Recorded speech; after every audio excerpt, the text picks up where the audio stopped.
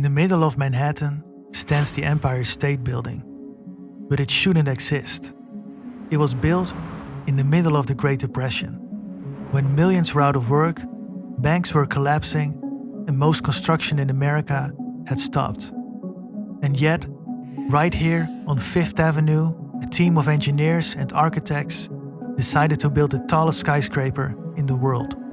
This is how the Empire State Building, a project that by every measure should have failed, became the most iconic skyscraper on Earth. In 1929, the American dream crashed. The stock market collapsed, millions lost their jobs, and the Roaring Twenties came to an abrupt end. But at that moment, New York was obsessed with something else. Who could build the tallest skyscraper? The race was between rival architects Harold Craig Severance and William Van Alen. They worked for powerful clients who wanted their name on the tallest skyscraper. Severance had the backing of George L. Ostrom for the 40 Wall Street building, and Walter Chrysler commissioned Van Alen for the Chrysler building. In the middle of this all, a man named John Jacob Raskob entered the ring. Raskob was born in 1879 in Lockport, New York. He started his career as a secretary to industrialist Pierre Dupont and rose to become the vice president of finance at General Motors. His goal was simple: build the tallest skyscraper in the world. Having just left General Motors, Raskob leveraged his experience, connections, and wealth to organize the financing and lead the project. To make this vision a reality, he enlisted the help from architect William F. Lamb.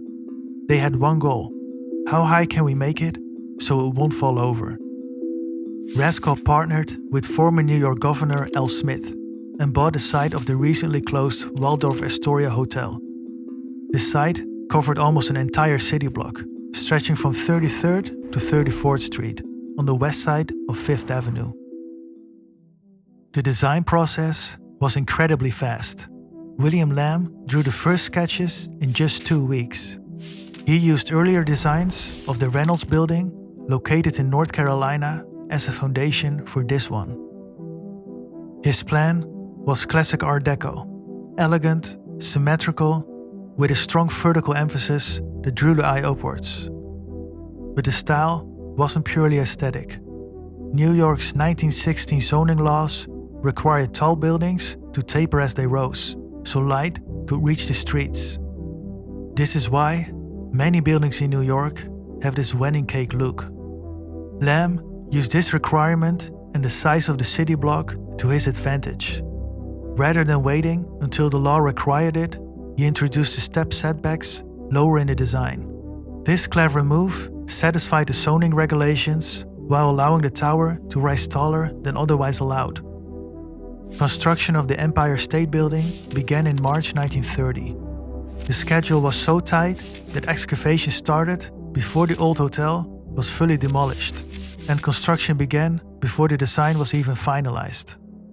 The Empire State Building went up at a speed that's even remarkable by today's standards. On average, the workers completed 4.5 floors every single week during the main structural phase. One of the reasons they were able to work this quick was ironically because of the Great Depression. Many men were out of work and suppliers were eager to fill orders quickly.